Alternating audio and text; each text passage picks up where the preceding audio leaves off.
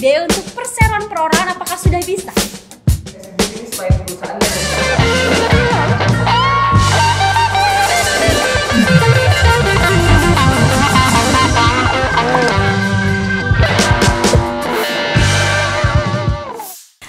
Sobat Legal, ketemu lagi dengan saya Alfi. Kali ini dalam program Legal to Talk. Dan program kali ini atau segmen kali ini kita bekerja sama dengan DFA Law Firm. Dan sudah bergabung bersama dengan kita Pak Adi. Selamat sore Pak Adi. Nah silahkan nih Pak Adi, kita kenalan dulu dengan Sobat Legal yang ada di rumah.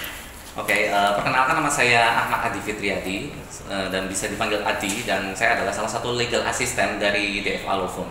Oke, terima kasih Pak Adi sudah mau swan ke sini, sudah mau datang dan berkolaborasi bersama dengan kita di konten interaktif Legal to Talk. Nah, kali ini kita membahas apa ya? Kali ini kita itu akan membahas tentang pajak, karena kan belum lama ini, mungkin di bulan Maret dan juga April, masyarakat Indonesia itu diwajibkan untuk melaporkan pajaknya, entah itu perseorangan ataupun perusahaan. Nah kali ini kita mau kasih informasi sedikit sebenarnya untuk Sobat Legal semuanya bersama dengan DFA. Jadi kita mau, sebenarnya ini pertanyaan-pertanyaan yang masuk ke Legal to Us dari konsumen kami Pak Adi. Nah pertama itu yang mereka tanyakan adalah tentang hak dan kewajiban dari wajib pajak, khususnya badan usaha PT ini Pak. Apa hak dan kewajibannya? Kalau misalnya terkait dengan hak dan kewajiban itu kan banyak ya sebenarnya, kan juga nggak sedikit lah gitu ya.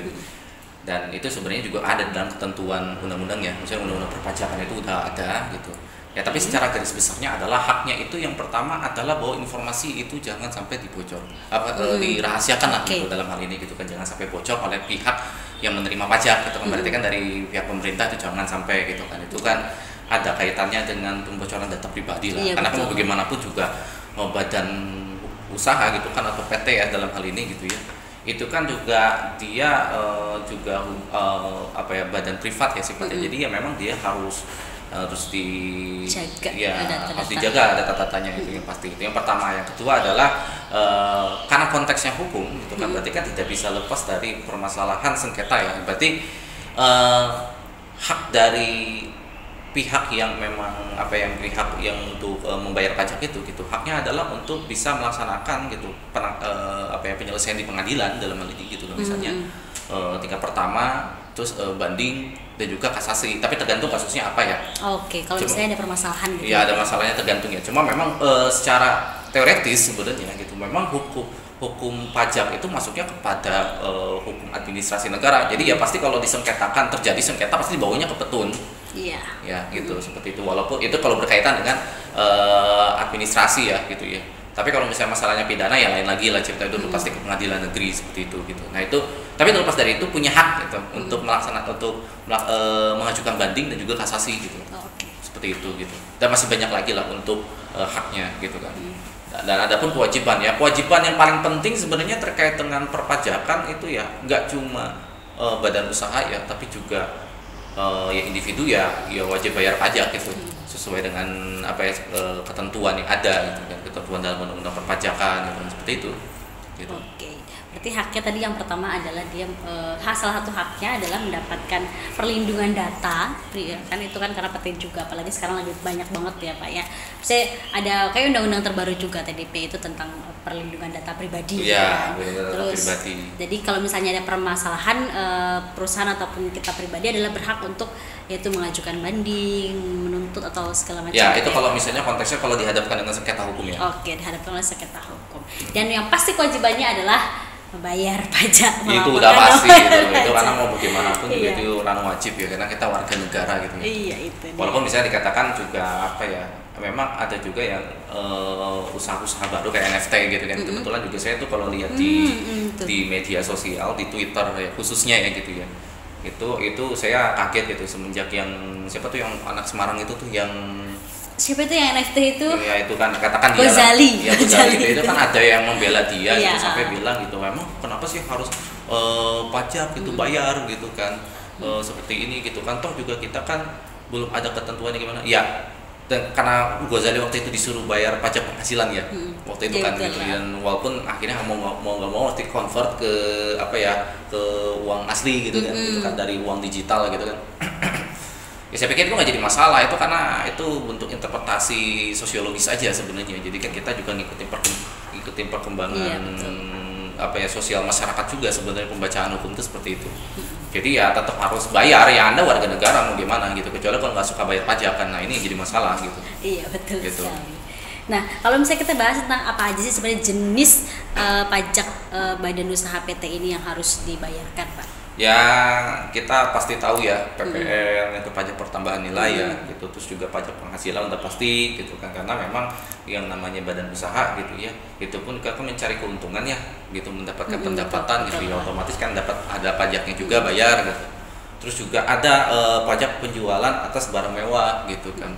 Pajak penjualan atas barang mewah tuh saya pikir adalah kalau misalnya si badan hukum ini, si badan usaha ini PT ya, itu menjual barang yang sifatnya mewah kayak jual mobil misalnya gitu, atau ya pokoknya yang berkaitan dengan itu gitu ya, itu yang saya ketahui seperti itu gitu. Jadi memang tetap ada bayar pajaknya gitu kan, seperti itu. Oh berarti ada bayar pajak.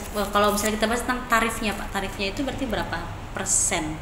Ya kalau perusahaan, kalau perusahaan kan beda ya dengan individu ya. Kalau individu kan kalau bayar pajak penghasilan itu dia seiring gajinya bertambah ya dia juga gajinya akan naik. Oh pajaknya juga akan naik terus. Ya itu pajak progresif kalau individu ya. Tapi kalau misalnya perusahaan, saya pikir sejauh ini saya ketahui itu baru 10 atau 11% ya. Top udah segitu. Oke 11%. Iya makanya apalagi kalau misalnya yang ngambilnya, kalau bikin perusahaan, bikinnya PT kan jelas berbadan hukum ya, karena ada pemisahan harta kekayaan gitu kan, antara kekayaan perusahaan dengan kekayaan pribadi, otomatis yang dibayarkan pajak itu adalah yang punya perusahaan. Ya walaupun misalnya saya tuh pikir begini ya, terus gimana dengan orang-orang yang karyawan yang digaji itu, mereka kan harus bayar pajak penghasilan juga gitu ya, biasanya ditanggung sama perusahaan. Kayak gitu biasanya seperti itu. Nah kalau misalnya kita mau melaporkan, kita ingin melaporkan pajak, kira-kira apa aja yang harus diperhatikan Pak? Ya kalau misalnya terkait dengan apa yang harus diperhatikan itu udah jelas ya, persyaratan administrasi gitu. Jadi kan kalau misalnya persyaratannya kurang, ya mau nggak mau kan pasti bakal dibalikin, suruh lengkapin lagi gitu ya. Itu udah pasti gitu. Nah itu misalnya NPWP, terus juga dokumen pendirian perusahaan gitu juga, terus juga dokumen izin usaha, terus juga SPT masa, terus juga ada laporan keuangan yang sudah diaudit gitu kan. Terus juga ada Evin Bandan dan juga formulirnya gitu, udah pasti gitu. Karena gini sih sebenarnya juga ada case juga ini yang dialami oleh kawan saya sih sebenarnya, yang dia kerja di suatu perusahaan, ya PT lah katakan seperti begitu gitu ya. Itu dalam waktu dekat itu akan ada audit, dan orang-orang yang ada di situ tuh pada ketar-ketir karena kenapa gitu, karena ya dia menggunakan uang itu seenaknya dan jarang membayar pajak. Itu yang bahaya di situ gitu ya. Apalagi saya dengar-dengar katanya yang punyanya lah gitu, katakan yang direkturnya lah katakan dalam hal ini gitu, menggunakan uang perusahaan untuk kepentingan perkawinan dia.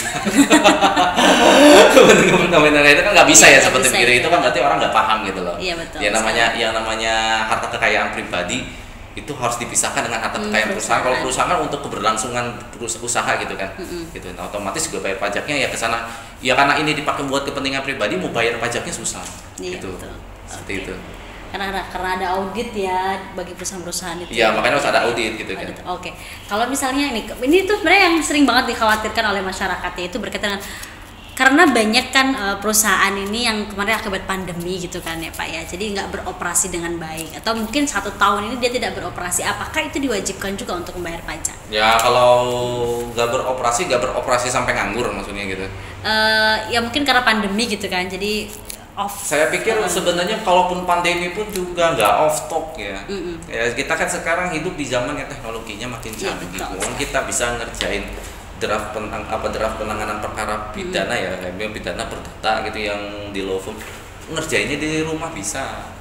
Gitu kan. Jadi kan tinggal kirimkan lewat email gitu. Udah ada wifi sama ini kan sebenarnya kan wifi sama hotspot dan juga internet kan gitu, udah ada laptop kan gitu. Itu kan nggak mungkin kena virus pandemi kan mereka kan gitu kan, yang kena kan manusia. Nah gitu. Jadi tetap ada bayar pajaknya gitu, cuma mungkin ada perubahan ya, maksudnya mekanisme pembayarannya nggak mesti datang ke kantor gitu kan.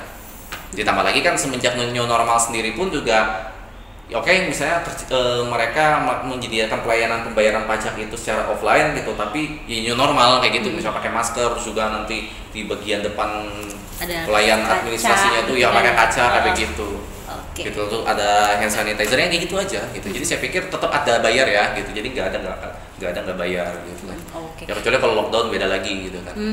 Kalau lockdown kan kalau misalnya perusahaan ini tidak beroperasi gitu Pak, sudah stop operasinya, apakah dia akan sudah waktunya bayar pajak, apakah dia harus melaporkan pajaknya itu? Ya kalau laporkan justru malah harusnya yang melaporkannya bahwa usahanya sudah tidak beroperasi lagi sehingga kami tidak mampu untuk membayar pajak. Itu laporannya.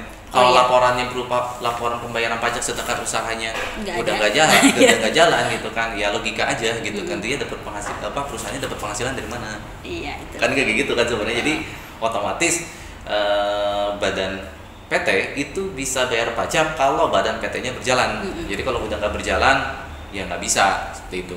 Oke, tapi itu bisa dilakukan dengan yaitu melaporkan bahwa perusahaan itu sudah tidak beroperasi berapa lama, akhirnya tidak ada penghasilan, maka tidak diwajibkan untuk membayar pajak. Jadi nggak perlu takut ya sobat legal, walaupun misalnya kan kadang baru merintis, habis itu gagal mungkin, gitu kan, akhirnya dia gak ada penghasilan selama 1 tahun ini dan ternyata sudah waktunya bayar pajak, apakah diwajibkan untuk bayar pajak? Tidak, tapi bisa untuk melaporkan bahwa perusahaan itu sudah tidak berjalan. Gitu. Karena logikanya kan begini ya, kalau misalnya dia nggak ngelaporin bahwa usahanya nggak jalan ya tetap bakal ditagih untuk bayar pajak kan, si PT-nya PT-nya udah nggak beroperasi kan gitu. Ya itu dia, yang penting kita melaporkan, jadi jangan sampai nggak melaporkan, nanti pasti akan di email atau di WA ya, sekarang kan sudah digital juga, jadi via email, via WA, via SMS segala macam untuk warning kita untuk bayar pajak. Nah kalau misalnya di DFA Law Firm sendiri, apakah melayani untuk konsultasi pajak Pak? Nanti biar bisa share kita. Sejauh ini sih, kalaupun di Law Firm kami kan lebih banyaknya terkait dengan perkara perdata dan pidana ya sebenarnya kan gitu ya. Dan sedangkan kalau misalnya perpajakan ini memang rezimnya itu hukum administrasi negara sebenarnya gitu kan. Tetapi tidak menutup kemungkinan kami bisa untuk bisa menangani case yang berkaitan dengan perpajakan, karena kan perpajakan kan masalah hukum ya. Walaupun hitung-hitungan matematikanya ya hitungan-hitungan anak-anak akuntansi yang kayak begitu itu ya itu semacam tantangan tersendiri. Tapi terlepas dari itu saya pikir bisa ya gitu. Ya kalau misalnya masalah perpajakannya itu menyangkut mengarah kepada pidana, misalnya ada orang nggak bayar pajak gitu kan, akhirnya dia dijatuhi pidana, tuh siapa yang akan menjadi penasihat hukumnya? Ya tetap dari law firm juga dong. Mungkin pas tadi yang katanya di audit itu sudah permasalahan gitu kan, mungkin bisa juga ya Pak ya untuk menangani hal itu. Jadi kalau misalnya pokoknya ketika melaporkan pajak sudah ada permasalahan, itu bisa juga konsultasikan kepada Legal to Us ataupun DFA sebagai mitra kita. Jadi misalnya semua itu bisa didiskusikan. Misalnya kalau misalnya ada teman-teman sobat legal, kalau misalnya ada permasalahan itu bisa konsultasikan terlebih dahulu kepada kita untuk mencari win-win solution, mungkin bisa juga gitu. Nah, itulah tadi perbincangan singkat kita bersama dengan Pak Adi tentang pajak. Semoga ini bisa bermanfaat untuk sobat legal semuanya, dan semoga juga kita bisa lagi mengangkat topik-topik yang menarik untuk sobat legal, dan sobat legal bisa menuliskannya di kolom komentar atau DM Instagram kami @legaltous. Pokoknya tulis aja apa yang menjadi kegelisahan, karena kami akan terus aktif untuk menghadirkan konten interaktif seperti ini, entah itu di Legal to Talk maupun Legal to Case. Kita akan membahas banyak hal tentang hukum, bisnis, dan juga legalitas. Jadi kalau misalnya teman-teman semuanya, sobat legal dimanapun Anda berada, butuh konsultasi secara online ataupun offline, bisa juga menghubungi Legal to Us. Nomornya ada di bio Instagram kami, atau nanti bisa juga ke DFA Law Firm. Jadi kita bisa sharing gitu Pak, karena sharing itu cukup menarik. Sharing tentang hukum itu sangat menarik sekali. Jadi jangan khawatir, karena kami akan memberikan solusi terbaik untuk sobat legal semua. Sampai jumpa. Terima kasih Pak Adi.